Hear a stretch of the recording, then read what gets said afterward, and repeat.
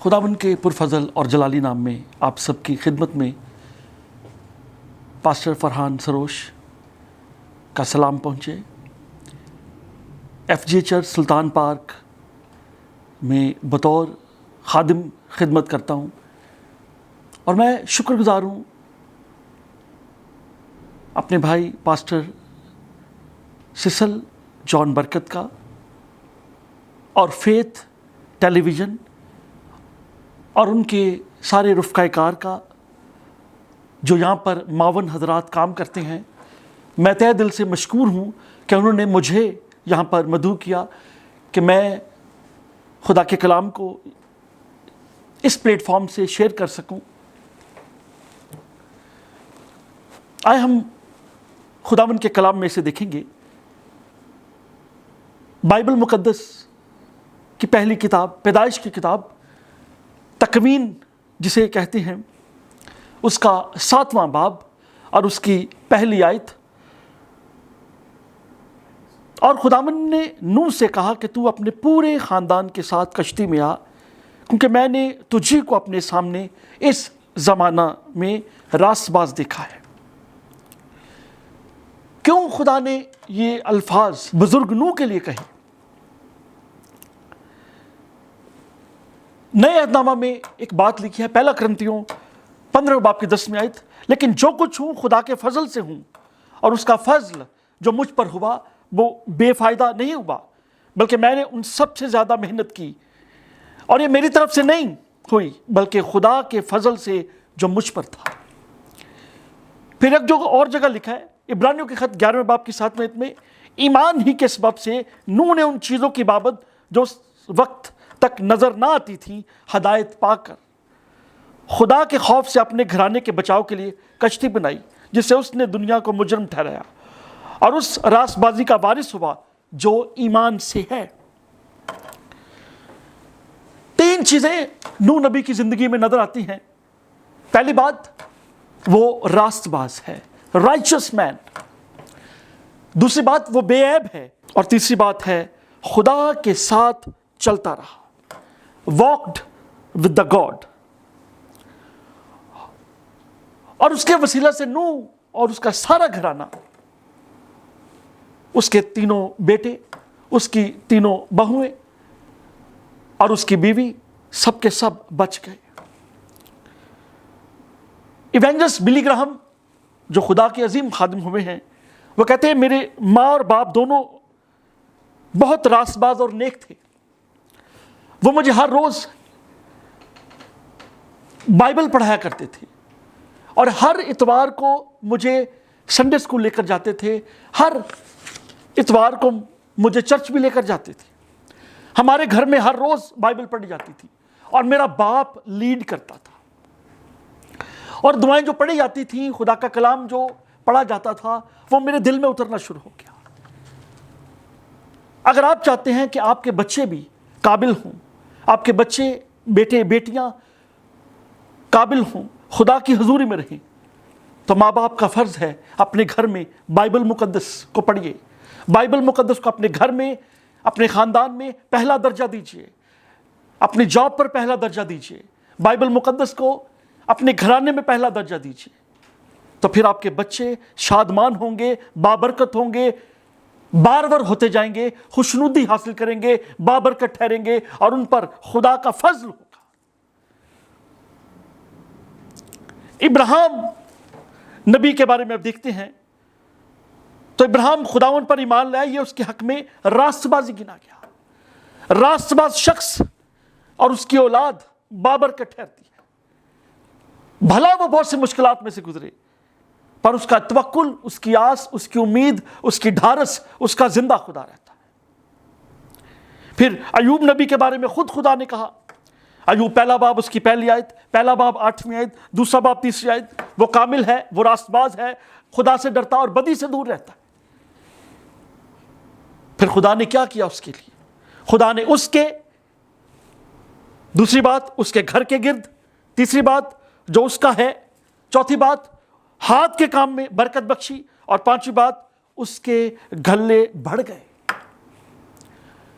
راست بازی جب آپ کے گھر میں ہوگی، راست بازی جب آپ کے دل میں ہوگی، جب آپ اپنے دل سے تیار ہوں گے خدا کا کام کرنے کے لیے، خدا کی پاکیزگی میں بیٹھنے کے لیے، خدا کی حضوری میں رہنے کے لیے، تو خدا آپ کے لیے بڑے وسائل کھولتا ہے، بھلے آپ مشکلات میں سے گزرتے ہیں۔ پھر ایوب نے کہا 9 باب کی پہلی دوسری آیت میں لکھا ہے، در حقیقت میں جانتا ہوں بات یوں ہی ہے، پر انسان خدا کے حضور کیسے راست باز ٹھہرے۔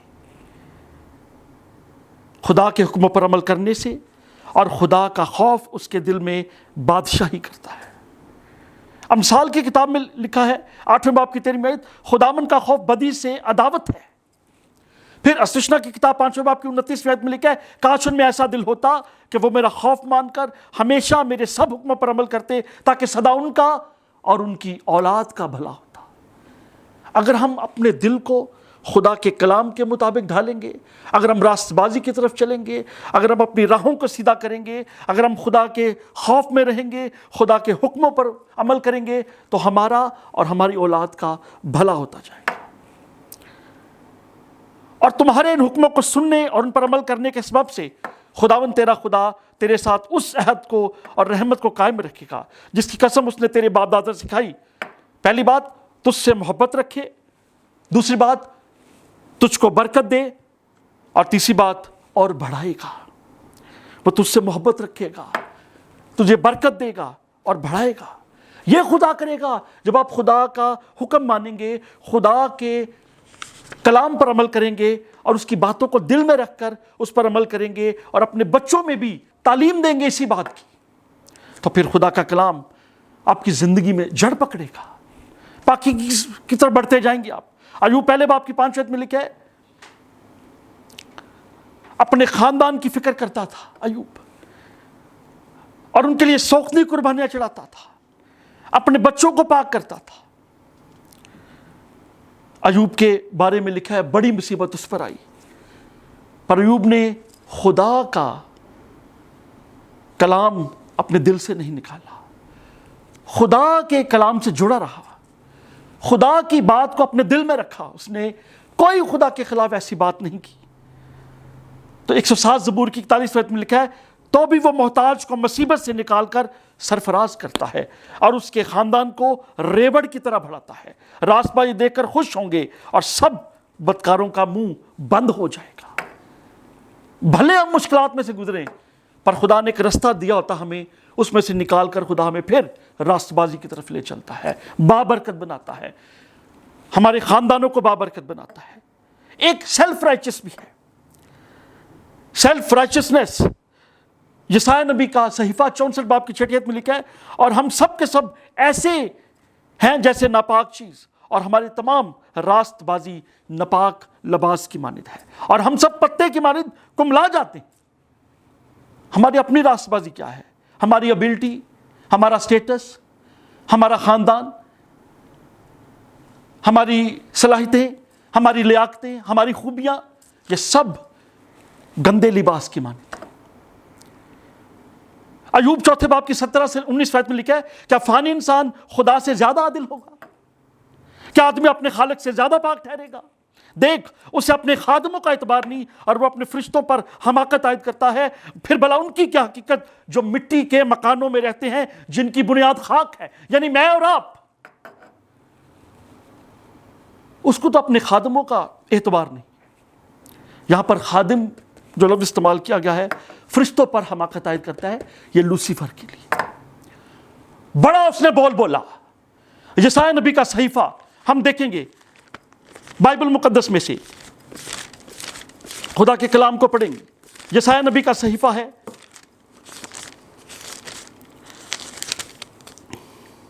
اور اس کا 14واں باب، اس کی 12ویں آیت سے پڑھیں گے۔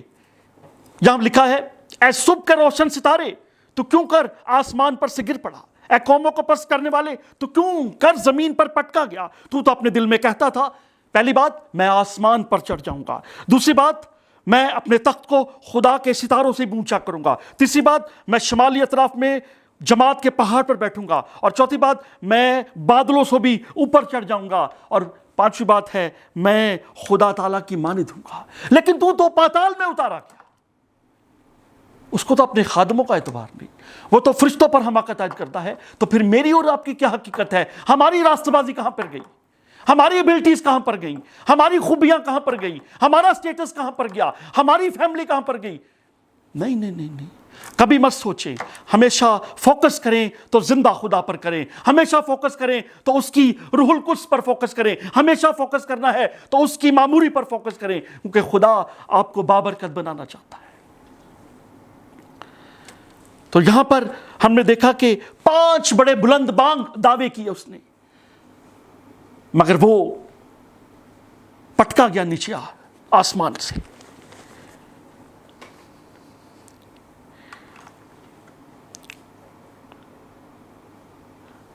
فلپیوں کے خط کو نکالیں گے, اس کے 3 باب کو, اس کی 7 سے 11 آیات کو پڑھیں گے. یہاں پر خدا کے کلام میں لکھا ہے, لیکن جتنی چیزیں میرے نفع کی تھی ان کو ہی میں نے مسیح کی خاطر نقصان سمجھ لیا, بلکہ میں اپنے خداوند مسیح یسوع کی پہچان کی بڑی خوبی کے سبب سے سب چیزوں کو نقصان سمجھتا ہوں, جن کی خاطر میں نے سب چیزوں کا نقصان اٹھایا ان کو کوڑا سمجھتا ہوں, تاکہ مسیح کو حاصل کروں اور اس میں پایا جاؤں, نہ اپنی اس راست بازی کے ساتھ جو شریعت کی طرف سے ہے, بلکہ اس راست بازی کے ساتھ جو مسیح پر ایمان لانے کے سبب سے ہے اور خدا کی طرف سے ایمان پر ملتی ہے.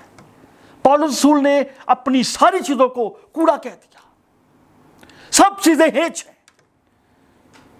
دمشق کی راہ پر جانے سے پہلے یہی شخص کلیسیا کو استاتا تھا, کلیسیا کے لیے رکاوٹیں کھڑی کرتا تھا, عورتوں کو گھسیٹتا تھا. اب اسے پروانہ مل چکا تھا کہ وہاں پر جائے اور کلیسیا کو تباہ و برباد کرے. اس دور کے اندر دمشق میں بہت سے چرچز تھے, اور یہ شخص کلیسیا کو تباہ و برباد کرنے جا رہا تھا. کہ میں بڑا فخر کرتا ہوں اپنے فریسی ہونے پر, میں فخر کرتا ہوں میں گملیل کا شاگرد ہوں, میں فخر کرتا ہوں کہ میں نے شریعت کو اپنا لیا ہے, تھوڑے عرصے کے بعد مجھے ربی کا خطاب ملنے والا ہے. میرے دوست مجھ پر فخر کرتے ہیں, واہ پولس تو کمال ہے. مگر جیسے ہی اس راہ پر جا رہا تھا, یسوع مسیح کی ملاقات اس سے ہوئی.